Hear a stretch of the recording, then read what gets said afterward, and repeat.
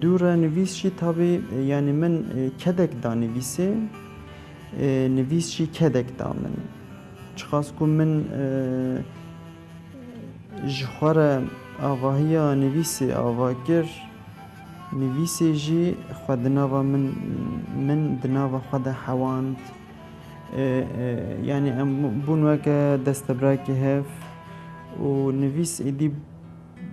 بو پرچه یک جیانا من از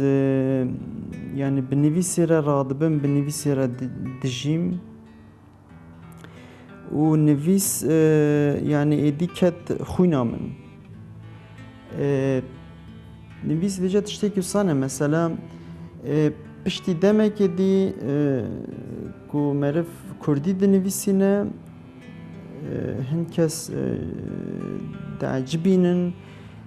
لی پرانیا ملات دردور اجبر که تو کردی دنویسینی دعجبینن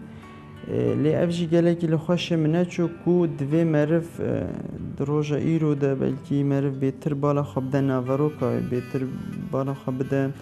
هنرا نویسه آفرینریا نویسه هلبت شو هم کردن امیجی کردی بنویسین چاو که ترکی دنویسینه و آلمانک با آلمانی دنویسه و تشتکی خوزاییه و مخابن اف خالیستریشی دناف کردان ده هیه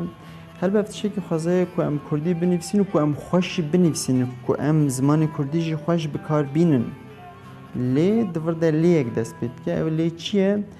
که امی چه بکاربن بخن و آواهی نویسا کردی جخواه جه آفرینریه خواه جه هشی خواه تشتانو امی چه بکاربن دناف وان مالک نویسا کردی ده دناف امی چه بکاربن تید آواهی چه بکاربن بندن خواندوانی دا کو خواندوان بر بنویسا کردی و هلکشه و جا از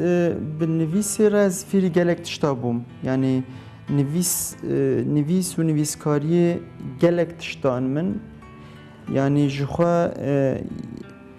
افدله کوچر بخوا نویسی ام بیشن وقت چا مرب ناوه کلی بگم بیشن عشیره نویسی افدله کوچرک آفراند لیمن جی گلک هول دا و حتی ایروجی و حتی صبح جی دوام بکه از جی گلک هول دادم و کو تشتکی بدم نویسا کردی نه کو بو کردی تنه بنفسینم لی از بکاربم ناواروکا و بخملینم